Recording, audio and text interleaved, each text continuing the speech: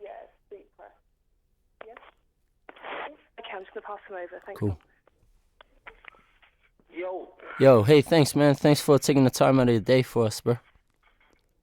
No doubt. How you doing today? We're doing good. How you doing? Not bad, not bad. It's just like about 9:30 in the morning here, something like 10 o'clock. What time is it there? Over here it's about 11 at night, so yeah. Oh, that was a huge time difference. Yeah, man. Yeah, hey, we feel like you're sort of an honorary New Zealander, ever since you rocked the All Blacks jersey. I don't know if you, Yeah, kid. That's one of my favorite jerseys. Sharp, man. Do you follow rugby or? Nah, but I did my research on the team a little bit, but I don't really get a chance to watch it because I'll be busy and it don't come on. Yeah. But it's a pretty good team, pretty solid. I like how you get down. So, Sharp, bro. You chose the right jersey for sure. Hey, man. I'd like to start just by asking, for those that don't know you, can you tell us what your superpowers are?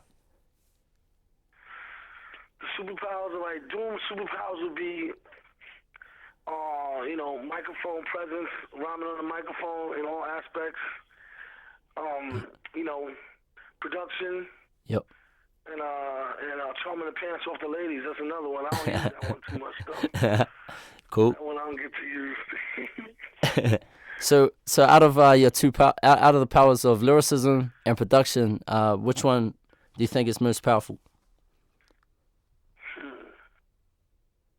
Man, that's a hard one. Which one do you enjoy most? Are they equal or?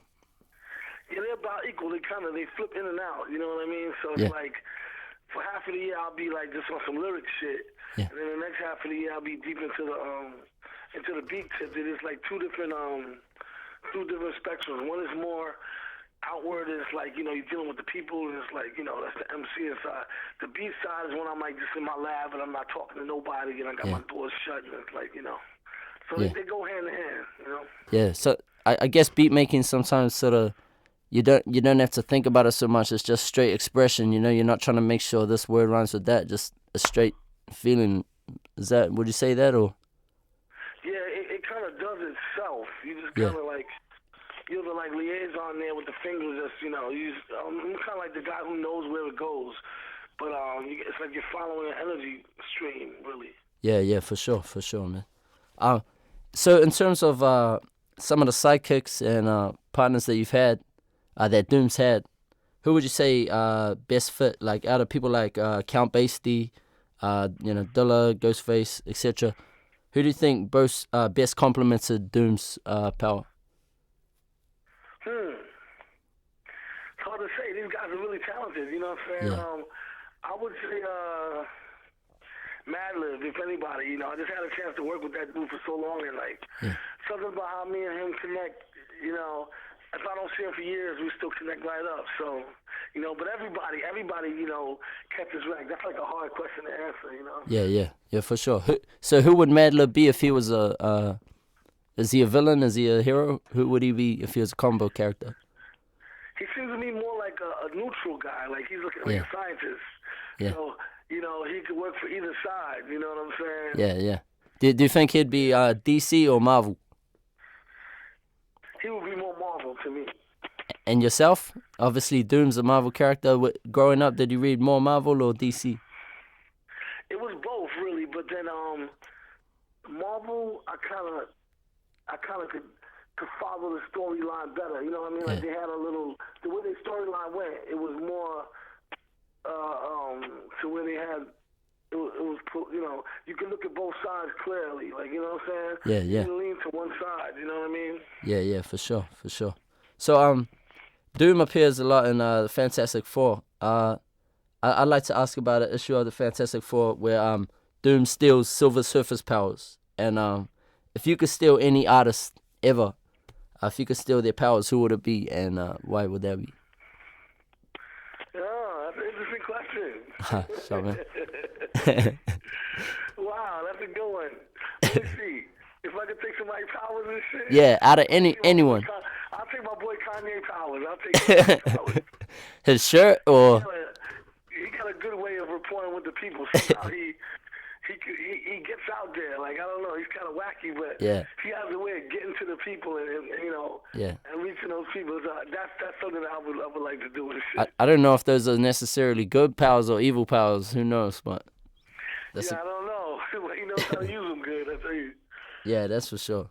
So who in the music industry do you see it as a thing like villains versus superheroes, or is the whole underground commercial thing just played out?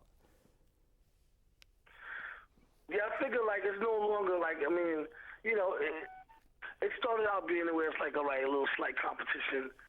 You know, people, the fans, I guess, look at it like that, but it's really just two different kind of styles of music. You know what I mean? Yeah, I for think sure. they complement each other if anything. You know what I'm saying? For sure. Yeah. Yeah, good and evil, right? Like, you know, Still hip hop. can't have one. Yeah. I'd like to talk about a song of yours, Fancy Clown. When I first heard it, I didn't know that it was from the perspective of Vic Vaughn. You know, Yeah, that's Vic. That's Vic. cussing out his girl about her being with Doom. Is there any what was the inspiration to write that? I don't know. You gotta ask Vic.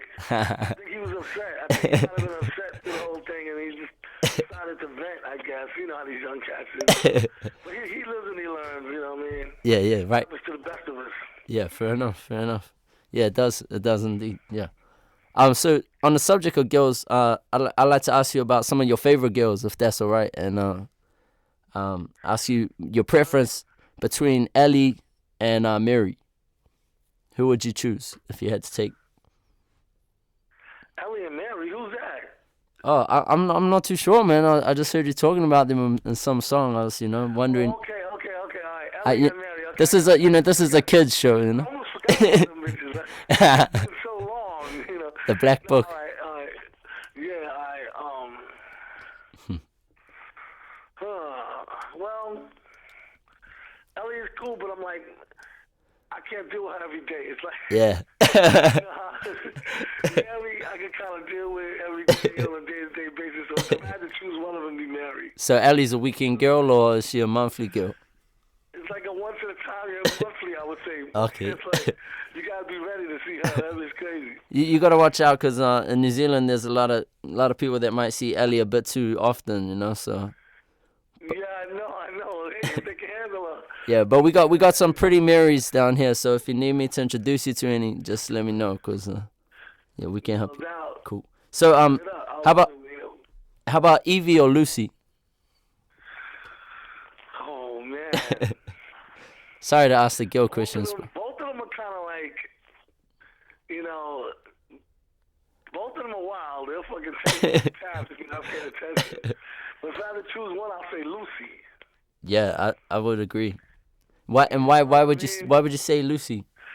Because she have you thinking of, Yeah. She's more on the mental plane. Like, Yeah. she don't really, fuck with the physical part too much to where Yeah. it's overbearing and throw you off. But you can really be thinking, if you could get your mind together, she'll take you on a mind trip. You know what I'm saying? Yeah, for sure. Evie just wanna hug and make loud noises all day. Yeah, Yeah, it could be kind of overbearing. Like, how much of that can you do? You know what I'm saying? yeah, for sure. So another group that might have had a bit of a might have had a little affair with Lucy, a group called the Beatles. From Doomsday, you sample a song. I won't say you sampled it, but there's a song on there that a song called Glass Onion. Do you think they were perhaps Lucy was in the studio with them that day? And has Lucy ever been in the studio with yourself? I think, to me, the Glass Onion song, man, a lot of these songs that it sounds like Lucy might have been back there influenced. Kind of like, dancing along and shit. You know what I mean? Especially with the way the tempo changes. I don't understand how they would do that unless they had some kind of outside influence. Like, at least some kind of influences. Women usually add that kind of, other perspectives. So I think she might have been in one of the sessions or two. And what was the other question again? What the hell does that song mean? That would be a good question. I don't think anyone knows. Yeah. Man, I have no idea. Are there a few of? No idea. Do you think there's a few of your songs? Personally, I think so. That are similar to Glass Onion, where no one really knows what they mean, but then you've got a metaphor that explains it. Well, I always try to keep it pretty much explainable. I don't like to go too far into the realm of, okay, this song is my song and nobody knows what it means except for me. So I'm like, I don't know, a Glass Onion kind of song. It would have to be, if I had to pick one out of the whole bunch, I Hear Voices. Yeah, for sure. There's a few Walrus. I never really explained that one, but I mean, it's basically cut and dry. I Hear Voices, like, you know, we all hear voices, really, you know what I mean? Yeah, for sure. Whether we want to acknowledge them or not, you know what I'm saying? But that kind of goes along the same vein. And should we acknowledge the voices, or do we just block them out? Well, I would say I acknowledge my voices. When I hear them, I'm like this. To me, it's like this. Somebody has a direct line to you, so if they're speaking to you, obviously, you know, why not listen, you know what I'm saying, to see what they got to say, you know what I'm saying? I mean, if you don't like what they got to say, you can just disagree with it. So it's not like they're leading you or you know, like kind of like guiding you. It's more like, yo, it could be a message that's from someone else. That could be something that's a hint, you know what I mean? For sure. I listen to the voices, and then I'll discern whether or not I want to take it from, you know, I discern whether or not how serious I want to take it, you know? For sure. And when you write your music, is it a similar thing? Do you listen to a voice inside, or do you block them out at that point and just go with something bigger than the voices? No, when I'm writing, it's all voices. It's like I'm in a big conversation with all of them, you know what I'm saying? I'm hardly speaking. The room is silent. I'm quiet. There's, you know, probably a beat on, probably not. Yeah. But that's when you tap into your real inner self, where it's a whole room of people. Like, really, it's like all the ancestors and everybody's there, you know. For sure, man, for sure. So, well, if you don't mind, can I ask you a technique in writing? A pen, you know, what is the way that Doom would write a song when he sits down to write? Yeah, that's a good question. The shit changes though, but it's like, okay, what I would do is listen to the beat first and see what the beat tell me. Yeah. Usually if you listen to a beat and the beat got something there to it, it'll give you an idea off the back, like a word or something. Yeah. Once you get that one word, you can build off that word and expound on it. Yeah. And, you know, go deeper into it and lead, you know, it'll lead to another word, and eventually lead to the last word, and then you just put it all together. That's the best I could explain it. You know what I mean? There's a little more to it than that, but it's kind of hard to explain. Yeah, no, for sure, man. And sometimes it comes out of nowhere. You know, you think you got nothing, and then all of a sudden, boom, turns into some. Yep. Yeah. Just make sure you got a pen and a piece of paper there to catch it, you know? For sure. Yeah, because personally myself, I'm an MC also, so, you know, but anyway. So in that terms, I'd like to ask, with your raps, there's a lot of a double wording, for instance, stripping males, chipping dales, chipping nails, you know. Who do you think started that style? Obviously, you've perfected it, but who do you think were some of the first MCs that were rhyming double words? Oh yeah, double syllable technique and shit like that. I don't know. It goes back to like. Curtis Blow even was flipping that shit. So it's like, even soul singers, I guess. Yeah, Marvin Gaye. Back into them days, like just artists in general that deal with words. Yeah. Movie scene, Beauty Queen, Michael Jackson. Yup. There's a lot of them. Like I try to hit up as many of those as I can, especially when you get the 3 and 4 syllables. Yeah. Shows like Pour the Wine, Dexterity and shit. Yeah. Pour the Wine, Pour the Grind, Pour the Grind. Let's go. But there's also in England and shit. I come to find out. I'm in London right now, so I come to find out I got this thing called Cockney rhyming slang. Yeah. It was kind of like part of the culture out here in London, that where people would just talk and they would rhyme words that rhyme with whatever they're really trying to say, but it'd be different words. So it's something I think that just through human development, the brain just kind of wants to play around with those kind of multiple syllable, rhyming words, for fun. That's crazy, man. Hey, I'd like to ask just a couple more questions before I let you go, man. But this has been such a blessing to me as an MC, bro, to get into your mind and for you to be like this. So I really appreciate it. I'd just like to ask, 1993, you're in the same. You're messing with the same kind of people that NaS is messing with. What kind of scene was it like in 1993? In 1993, actually, it was the whole hip hop shit was kind of together. I think that's more when everybody started kind of like reaching out to each other. It started to be like that again, as a matter of fact. Yeah. You know, based on talent and based on like, yo, what's up with this cat? Yeah. It was real like camaraderie was a real good part of it. It seemed like it drifted off a little bit towards the whole player and pimping bullshit. Yeah. Everybody was more in competition. You know, it was more like it was kind of weird, but it reminded me of the jazz days. Like, yeah. You know, you got a lot of the jazz collaborations coming together. Yeah, yeah. Yeah, that's exactly how it reminded me, you know? Yeah, of course. Like, you know, Thelonious Coltrane at Carnegie Hall sort of shit.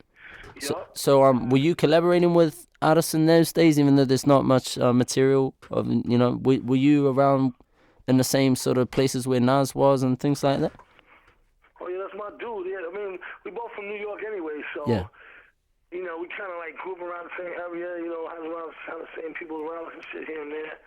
And, yeah, that's my people anyway, like, you know, he's a cool dude, so, you know, we started bumping back into each other around like 2005 and 6, 7, you know what I mean, kind of shit. Yeah. You know, hopefully I can get back with him, we get a collaboration done, you know what I'm saying? That'll be dope, man. That'll be dope. Hey, thank you so much, Doom, for everything, man. This has been a dope interview, and I won't take up any more of your time, but I'd just like to ask if it would be alright if I could get a drop from yourself, if that's alright. Okay. Because my crew is called Homebrew. If you could just say, listen to Homebrew, that would make my fucking year, bro. Homebrew? Yeah. Alright. Hey, yo, you ready? Yeah, please, man. I'm like, yo, this is Super Villain. Chilling with my peoples up at Homebrew, yo. All right, let me do another one. Hey, yo, what up? This Doom, all capitals. Homebrew to my peoples, one. Bro, thank you so much, Doom. Thank you so much. We can't wait to see you in New Zealand, and thank you for blessing us, bro. Yeah, all right, Tom, man. I'll see you when I get out there. Cool, man. And hit me up if you need to talk to Mary. No doubt. Yeah, I'll definitely go do that. We got you, man. Thank you very much, bro. Peace.